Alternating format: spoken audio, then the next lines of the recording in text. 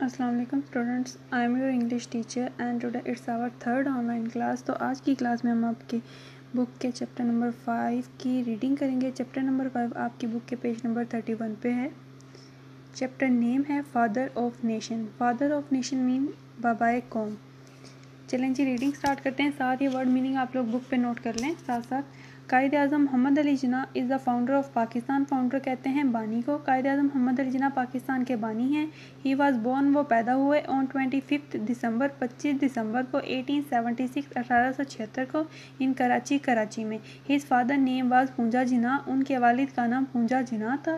He was a famous businessman. Businessman کہتے ہیں تاجر کو. وہ ایک مشہور تاجر تھے. ہی کمپلیٹڈ، انہوں نے مکمل کی ہز ارلی ایجوکیشن، اپنی ابتدائی تعلیم فرام سندھ مدرسۃ الاسلام سے. He was an efficient meaning قابل اینڈ ہارڈ ورکنگ اور محنتی اسٹوڈنٹ طالب علم. وہ ایک قابل اور محنتی طالب علم تھے.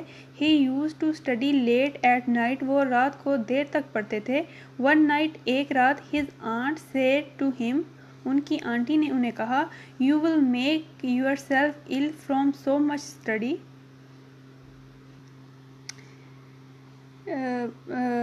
تم اتنی زیادہ پڑھائی سے اپنے آپ کو بیمار کر لو گے.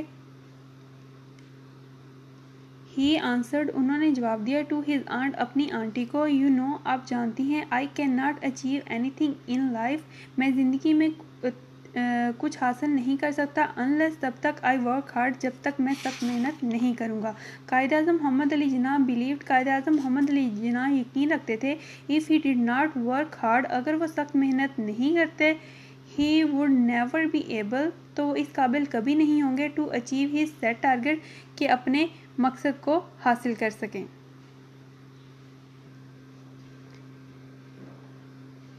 ہی کمپلیٹڈ، انہوں نے مکمل کی، ہز لا ایجوکیشن، اپنی قانون کی تعلیم، from Lincoln Inn institution of London, London کے لنکن ان انسٹیٹیوٹ سے، ان 2 ایئرز، 2 سال میں.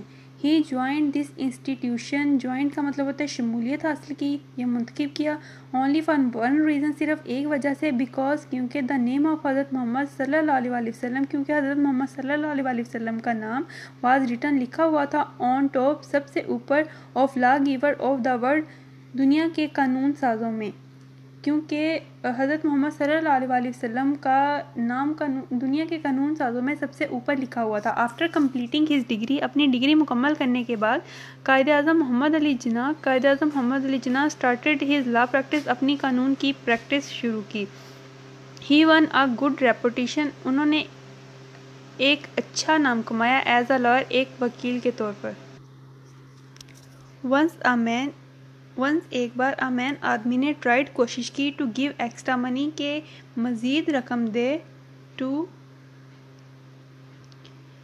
قائد اعظم محمد علی جناح، قائد اعظم محمد علی جناح کو، ایز اے گفٹ، ایک تحفے کے طور پر، بٹ ہی ریفیوز، لیکن انہوں نے انکار کر دیا، سیئنگ، یہ کہتے ہوئے، آئی ہیو ٹیکن مائی فی، میں نے اپنی فیس لے لی ہے، نو ہیو نو رائٹس، اب کوئی حق نہیں رکھتا، ٹو ٹیک اے پارٹ، کہ اس میں سے حصہ لوں، وٹ از رائٹفلی یورس، جو دراصل تمہارا ہے.